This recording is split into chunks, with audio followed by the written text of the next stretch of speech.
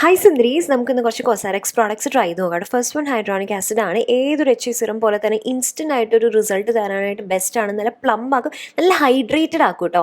പ്ലും പ്ലും പ്ലും എന്നുണ്ടാവും skin. എല്ലാം നല്ല expensive ആണ്, പക്ഷേ ലാസ്റ്റ് ഞാൻ ഏറ്റവും ബെസ്റ്റ് ആയിട്ടുള്ള രണ്ടെണ്ണം പറയാം കേട്ടോ. ഇത് വന്നിട്ട് നിയാസിനമൈഡ് ആണ്. നമ്മുടെ സ്കിൻ കുറേ കൂടി സ്മൂത്ത് ആക്കാനും ടെക്സ്ചറൊക്കെ കുറയ്ക്കാനും ഡാർക്ക് സ്പോട്ട്സ് കുറയ്ക്കാനൊക്കെ ഒരുപാട് നല്ലതാണ്.